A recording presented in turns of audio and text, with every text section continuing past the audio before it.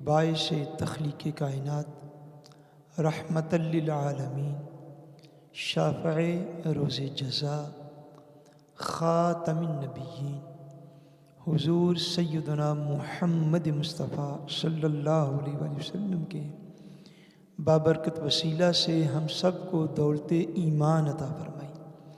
اللہ تبارک و تعالی کما حقہ ہم اس دولت کی قدر کرنے کی توفیق عطا فرمائے۔ بحمد اللہ تعالی رمضان المبارک ہجری 1447 کا آج پہلا روزہ رکھنے کی ہم سب کو سعادت نصیب ہوئی، اور حسب معمول جس طرح ہر سال ہمارا درس قرآن مجید ریگولر بیس پہ نماز تراویح سے 45 منٹ پہلے جس کا انعقاد کیا جاتا ہے، آج بھی الحمدللہ تعالی اس سلسلے کا پہلا جو ہے وہ درس پاک جو ہے وہ ہو رہا ہے۔ مجھے یاد پڑتا ہے کہ پچھلے سال رمضان المبارک کا پہلا جمعۃ المبارک جو ہم نے پڑھایا تھا وہ زکوٰۃ کے مسائل پر تھا، اور اس میں بہت ضروری اور بنیادی گفتگو جو تھی وہ عرض کی گئی تھی۔ ہم انشاءاللہ تبارک و تعالی آج کل میں کسی وقت اپنے جو ہمارا چینل ہے واٹس ایپ چینل جو نیا بنا ہے اس پر اس کا لنک ہم انشاءاللہ تبارک و تعالی شیئر کر دیں گے، اور میں امید رکھتا ہوں کہ جو بھی لوگ زکوٰۃ کے مسائل کو سیکھنا چاہتے ہیں ان کے لیے یہ بڑی ہی لازمی اور ضروری گفتگو ہے۔ لمحہ بار میں یا پل بھر میں یا نون سیکنڈر میں مسائل سمجھے نہیں جاتے، اس لیے چونکہ زکوٰۃ ہمارے اوپر جو ہے ایک مسلمان جو صاحب نصاب ہے اس کے اوپر زکوٰۃ دینا لازمی ہے۔ اللہ تبارک و تعالیٰ نے جو 5 ارکان اسلام دین نے مقرر فرمائے ہیں ان میں سے ایک اہم فرض جو ہے وہ زکوٰۃ ہے۔ فرائض علوم جو ہیں، فرائض علوم، اس کا ہر شخص کو علم ہونا یہ لازم ہے، اور یہ شرعی تقاضا ہے اور یہ شرعی خراب ہے۔ اس لیے میں امید رکھتا ہوں کہ آپ لازمی طور پر اسے بھی سننے کی کوشش کریں گے۔ میرا خیال تھا میں شارٹ کٹ کر کے تو بہت ساری چیزوں کو بیان کروں، لیکن جب خود میں ان کی ڈیپتھ میں گیا ہوں تو میں نے اس خیال کو خود ہی ریجیکٹ کر دیا۔ اس رمضان المبارک میں مسائل زکوٰۃ پر ابتدائی دنوں میں ہماری کو 2-3 گفتگو جو ہے وہ لازمی طور پر ہوں گی، جن میں سے آج کی گفتگو جو ہے وہ شروع کرنے سے پہلے ایک بنیادی مسئلہ، جب بھی میں اکثر ارکان اسلام بیان کرتا ہوں تو اس کو ضرور سن لیں، سمجھ لیں، سیکھ لیں، آگے پہنچانے کی کوشش کریں۔ جتنے بھی ارکان اسلام ہیں ان میں سے ہر رکن اسلام کا جو اعمال سے متعلق ہیں یہ حکم ہے کہ ارکان اسلام کا انکار کرنا یہ کفر ہے۔ ارکان اسلام کا انکار کرنا یہ کفر ہے۔ کوئی شخص اگر زکوٰۃ کی فرضیت کا منکر ہو اس کا انکار جو ہے وہ کفر ہے، اس سے لازمی طور پر بچنا چاہیے۔ آگے یہ کہ بندہ مانتا تو ہے کہ یہ چیز ارکان اسلام میں شامل ہے، وہ نماز ہو، وہ رمضان المبارک کا روزہ ہو، وہ زکوٰۃ ہو، وہ حج ہو، وہ مانتا ہے کہ یہ اللہ نے یہ چیزیں مجھ پر فرض کی ہیں لیکن ادا نہیں کرتا، مانتا ہے مگر ادا نہیں کرتا، اپنی کسی کمزوری کی وجہ سے، کوتاہی کی وجہ سے، غفلت کی وجہ سے، کم علمی کی وجہ سے۔ ارکان اسلام کو نہ ماننا یہ کفر ہے، اور ارکان اسلام پر عمل نہ کرنا یہ گناہ کبیرہ ہے، یہ گناہ کبیرہ ہے، یہ بڑے بڑے جو گناہ ہیں دین میں ان میں شامل ہیں۔ چونکہ عام طور پہ ہمارے ہاں یہ رواج ہے یا یہ ایک سوچ کا انداز ہے کہ 2-3 گناہ جو ہیں ان کو گناہ کبیرہ سمجھا جاتا ہے، لیکن یہ ایک بنیادی اور اصولی بات ہے کہ ارکان اسلام کا انکار یہ کیا ہے، بولیے، کفر ہے، اور ان پر عمل نہ کرنا یہ کیا ہے، یہ گناہ کبیرہ ہے۔ سو اس سے لازمی طور پر ہر مومن کو بچنا چاہیے۔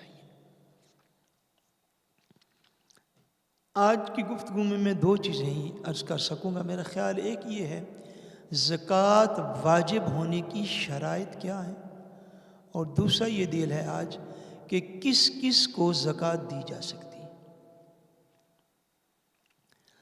زکوٰۃ کے واجب ہونے کے لیے 10 شرائط ہیں۔ کتنی شرطیں ہیں؟ 10 شرطیں۔ جس شخص پر وہ 10 شرائط پوری ہو جائیں اس کے لیے زکوٰۃ ادا کرنا لازم ہے، اس پر زکوٰۃ فرض ہو جاتی ہے۔ اس کی پہلی شرط ہے مسلمان ہونا۔ پہلی شرط کیا ہے؟ مسلمان ہونا۔ دوسری شرط ہے بالغ ہونا۔ دوسری شرط کیا ہے؟ بالغ ہو۔ نابالغ بچہ جو ہے اس پر زکوٰۃ فرض نہیں ہوتی۔ تیسری شرط ہے عاقل ہونا۔ تیسری شرط کیا ہے؟ عاقل ہونا، یعنی وہ بندہ عقل مند ہو، اس کی عقل جو ہے وہ ختم یا خراب نہ ہو گئی ہو، ختم یا خراب نہ ہو گئی ہو۔ بعض اوقات ایسا ہوتا ہے کہ اللہ تبارک و تعالیٰ پناہ عطا فرمائے، عمر کے ایک خاص حصے میں جا کے عقل انسانی کام نہیں کرتی۔ سو ایسا شخص جس کی عقل جو ہے وہ خراب ہو چکی ہو اور سال کا اکثر حصہ خراب رہے، کیا میں نے عرض کیا؟ سال کا اکثر حصہ خراب رہے، سو ایسا شخص بھی جو ہے وہ زکوٰۃ دینے کا اہل نہیں ہے، اس پر بھی زکوٰۃ فرض نہیں رہتی۔ اگر ایسی سچویشن اور پوزیشن ہے کہ سال کا کچھ حصہ وہ بالکل ٹھیک ہو جاتا ہے، کچھ حصہ پاگل ہو جاتا ہے، کچھ حصہ بھی ٹھیک ہو جاتا ہے، کچھ حصہ پاگل ہو جاتا ہے، سو ایسی صورت میں وہ زکوٰۃ ادا کرنے کا اہل ہے۔ اگر عقل مکمل طور پر ہی کام نہیں کرتی اور درست نہیں رہی اور پاگل پن کا اس کے اوپر پوزیشن ہے اس کی، سو ایسی صورت میں اس بندے کے اوپر زکوٰۃ نہیں رہتی۔ سو یہ تیسری شرط۔ چوتھی شرط ہے آزاد ہونا۔ چوتھی شرط کیا ہے؟ آزاد ہونا، یعنی وہ غلام نہ ہو۔ اب چلو دنیا میں جو ہے وہ چونکہ وہ غلامی کا دورہ نہیں ہے، کم و بیش ہر شخص آزاد ہے، سو یہ شرط جو ہے یہ اب ہر شخص میں پائی جاتی ہے۔ پانچویں شرط یہ ہے مال کا بقدر نصاب اس کی ملکیت میں ہونا۔ مال کا بقدر نصاب اس شخص کی ملکیت میں ہونا۔ نصاب کیا ہے؟ بیسیکلی 4 چیزیں ہیں یا 3 چیزیں ہیں جن کے اوپر زکوٰۃ فرض ہے۔ کتنی چیزیں ہیں؟ آپ 3 بھی کہہ سکتے ہیں، آپ 4 بھی کہہ سکتے ہیں۔ سونے اور چاندی کو اگر اکٹھا کاؤنٹ کریں تو پھر 3 ہیں، اگر الگ الگ کاؤنٹ کریں تو پھر 4 ہیں۔ یعنی ایک سونا ہے، ایک چاندی ہے، ایک مال تجارت ہے اور ایک چرائی کے جانور ہیں۔ لاسٹ ایئر بھی ہم نے عرض کیا تھا چونکہ چرائی کے جانور جو ہیں وہ نارویجن مسلمانوں کا مسئلہ نہیں ہے، اس لیے نہ ہم نے اس کے مسائل تب بھی بیان کیے تھے، سو اب بھی ان کے مسائل بیان کرنے کی یا ڈیٹیل میں جانے کی ضرورت نہیں، چونکہ آپ لوگوں کو اس چیز کی ضرورت نہیں بیسیکلی۔ سو بنیادی طور پر مال بقدر نصاب، یہ لفظ بولیے گا، مال بقدر نصاب۔ اس کا کیا مطلب ہے؟ کہ اتنا مال موجود ہو کہ جو نصاب شرعی کو پہنچتا ہو۔ نصاب شرعی کیا ہے؟ کہ اگر کسی کے پاس سونا موجود ہے، گولڈ موجود ہے، تو اس گولڈ کا وزن جو ہے وہ 7.5 تولے سونے کا وزن اگر اس کے پاس موجود ہے تب وہ بندہ صاحب نصاب ہو جاتا ہے۔ سونے کی کتنی مقدار ہوگی؟ 7.5 تولے سونا۔ چاندی کا نصاب یہ ہے کہ 52.5 تولے یعنی 52.5، 52 کو کہتے ہیں، 52.5 تولے چاندی ہو، سلور ہو کسی بندے کے پاس اور وہ اس کا مالک ہو۔ یہ دوسری چیز، پہلی چیز سونا ہے اور دوسری چیز کیا ہے؟ چاندی، سلور ہے، اور تیسری چیز ہے مال تجارت۔ تیسری کیا چیز ہے؟ مال تجارت۔ مال تجارت سے مراد وہ مال ہے جو خریدنے اور بیچنے کے لیے لیا جائے، یعنی اس کو جب بندہ شوپے کرتا ہے سو اس نیت سے شوپے کرتا ہے، پرچیز کرتا ہے کہ میں اس کو سیل آؤٹ بھی کروں گا، وہ مال مال تجارت کہلاتا ہے۔ وہ مال کیا کہلاتا ہے؟ مال تجارت کہلاتا ہے۔ سونے کا نصاب جو ہے وہ 7.5 تولے، چاندی کا نصاب جو ہے وہ 52.5 تولے، اور مال تجارت، یہ 3 چیزیں۔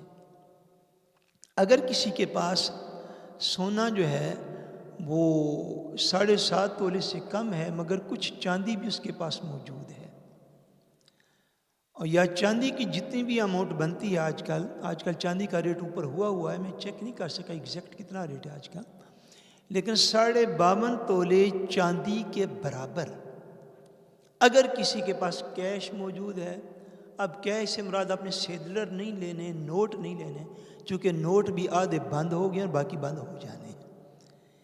کیش سے مراد یہ کہ جتنی اماؤنٹ آپ کے پاس آپ کے اکاؤنٹس میں موجود ہے، وہ جس بھی نوعیت کا آپ کا اکاؤنٹ، ٹھیک ہے، اگر اس میں اتنی اماؤنٹ موجود ہے کہ جتنی اماؤنٹ کی قیمت 52.5 تولے چاندی کے برابر ہو جاتی ہے، اور ان ساری چیزوں پہ ملکیت گزرے ہوئے 1 سال پورا ہو جاتا ہو، 1 سال جو ہے وہ پورا ہو جاتا ہو، سو یہ وہ مال ہے جو بقدر نصاب ہے، یہ وہ مال ہے جو بقدر نصاب ہے۔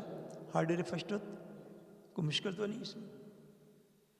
یعنی اگر چاندی موجود نہیں ہے تو چاندی کی 52.5 تولے جو بھی پرائس بنتی ہے، غالباً اس وقت میرا خیال ہے موٹا جنرل سارا کہ ہمارے موجودہ ناروے کے ریٹس کے مطابق 14-15 ہزار کرون یہ بنے گا، صرف اس سے زیادہ یہ اماؤنٹ نہیں بن رہی۔ اگر کسی کے پاس اتنی اماؤنٹ موجود ہے اور اس کے اوپر 1 سال گزر گیا ہوا ہے تو وہ بندہ بھی صاحب نصاب ہے، اب مال اس کا جو ہے وہ حد نصاب کو پہنچ گیا۔ چھٹی اس کی شرط یہ ہے کہ وہ بندہ پورے طور پر اس مال کا مالک ہو، یعنی اس پر قابض ہو، ایسا نہیں کہ نہیں مجھے ابھی اتنے پیسے آنے ہیں 10 پلر رنگر رولے، اگر اس کے پاس موجود ہیں تو پھر جو ہے وہ زکوٰۃ دینے کا اہل ہے۔ 7ویں شرط یہ ہے کہ اس کا جو نصاب ہے وہ قرض سے فارغ ہو، اس کا نصاب قرض سے فارغ ہو، یعنی وہ مقروض نہ ہو۔ 8ویں شرط یہ ہے کہ نصاب جو ہے حاجت اصلیہ سے فارغ ہو۔ حاجت اصلیہ سے فارغ ہونے کا مطلب یہ ہے کہ جو بنیادی بیسک نیسیسٹیز آف لائف ہیں، جو زندگی کی بنیادی ضروریات ہیں، ان پر زکوٰۃ نہیں ہے، ان پر زکوٰۃ نہیں ہے۔ یعنی جو مثلا بندے کا مکان ہے، بندے کی سواریاں گاڑیاں ہیں، اور بندے کے پہننے کے کپڑے ہیں، جوتے ہیں، یا گھر کی ضرورت کی ساری چیزیں ہیں، جو چیزیں کہ جن کے بغیر زندگی کا تسلسل قائم رکھنا ممکن نہیں ہے، اور وہ چیزیں جو ہیں وہ بندے کی حاجت اصلیہ کہلاتی ہیں۔ مکان جو ہے وہ کئی کروڑ کا بھی ہو تو اس کے اوپر کوئی زکوٰۃ نہیں ہوتی۔ گاڑیاں جو ضرورت کی ہیں وہ 1 ہوں یا 1 سے زیادہ ہوں، ان کے اوپر زکوٰۃ نہیں ہوتی، چونکہ وہ ضرورت کی گاڑیاں۔ سو جو ضرورت کے اس طرح کپڑے ہیں، بندے کے جوتے ہیں، گھر کی دیگر ساری چیزیں ہیں، بیڈ کی ضرورت ہے، صوفے کی ضرورت ہے، باقی ساری چیزوں کی ضرورت ہے، یہ جو چیزیں ہیں جو حاجت اصلیہ میں بیسک نیسیسٹی آف لائف ہیں، ان کے اوپر کوئی زکوٰۃ نہیں، یعنی زکوٰۃ جو ہے وہ اس سے آگے جا کے بعد جو ہے وہ شروع ہوگی۔ 9ویں شرط یہ ہے مال نامی ہونا. کیا ہونا بولیے؟ مال نامی ہونا. مال نامی سے مراد یہ ہے کہ وہ مال جس میں بڑھنے کی صلاحیت ہوتی ہے، زکوٰۃ اس کے اوپر ہوتی ہے. جیسے سونا ہے، اس کی قیمت اوپر نیچے ہوتی رہتی ہے. جیسے چاندی ہے، چونکہ یہ تو بطور ثمن بے شک انہیں بیسیکلی طور پہ پیدا کیا گیا، یعنی یہ خرید و فروخت کے لیے پیدا کیے گئے بنیادی طور پر. یا کوئی بھی ایسا مال ہو جس کے اندر نمو کی، نشو و نما کی، بڑھنے کی صلاحیت پائی جاتی ہو، تو اس کو مال نامی جو وہ کہتے ہیں. اور 10ویں شرط یہ ہے جو ہم نے پہلے عرض کر دی ہے کہ اس سارے نصاب پر ایک سال جو ہے وہ گزر جائے. ایک قمری سال یا ہجری سال یا اسلامی سال ہم جسے کہتے ہیں وہ گزر جائے تو پھر جو ہے اس کے اوپر جو ہے وہ زکوٰۃ لازم ہو جاتی ہے. یہ 10 شرائط ہیں جو کہ جس شخص میں، بندہ مومن میں جب یہ شرائط پوری ہو جائیں تو اس شخص پر زکوٰۃ دینا لازم ہو جاتا ہے. اس کا رپتھرینگان سب سے پہلی شرط مسلمان ہونا، دوسری شرط ہے بالغ ہونا، تیسری شرط ہے عقل مند ہونا، چوتھی شرط ہے آزاد ہونا، 5ویں شرط ہے مال کا بقدر نصاب ہونا، 6ٹھی شرط ہے پورے طور پر اس کا مالک یعنی اس پر قابض ہونا، 7ویں شرط ہے نصاب کا قرض سے فارغ ہونا، 8ویں شرط ہے نصاب کا حاجت اصلیہ ان سے فارغ ہونا، 9ویں شرط ہے مال نامی ہونا، اور 10ویں اور آخری شرط ہے کہ ان سب پر جو ہے وہ ایک قمری سال گزر چکا ہو. اگر یہ شرائط کسی بھی بندہ مومن میں پائی جاتی ہیں تو اس پر زکوٰۃ کا ادا کرنا لازم ہے. اس پر زکوٰۃ کا ادا کرنا لازم ہے. آج کی جو آخری چیز ہم بیان کریں گے وہ یہ ہے کہ وہ کون سے لوگ ہیں جنہیں زکوٰۃ دی جا سکتی ہے. وہ کون سے لوگ ہیں جنہیں زکوٰۃ دی جا سکتی ہے.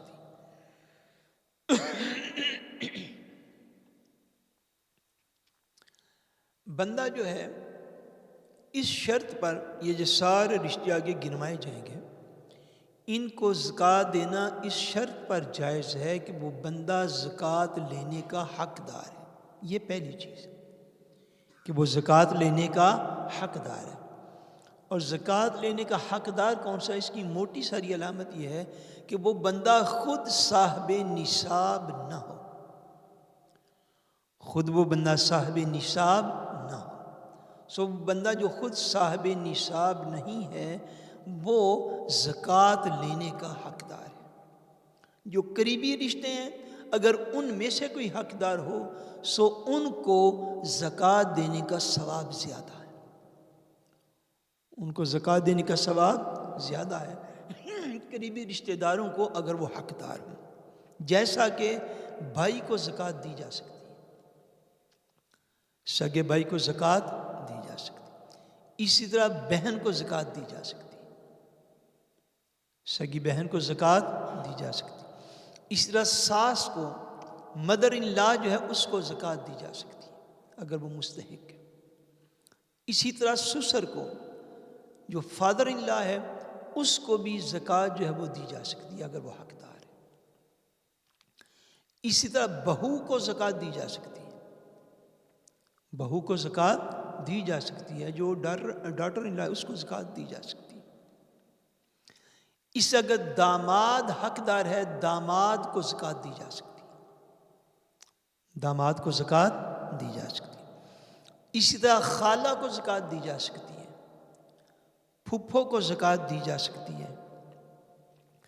اپنی زوجہ کی اولاد جو دوسرے شوہر سے ہو اس کو بھی زکوٰۃ دی جا سکتی ہے.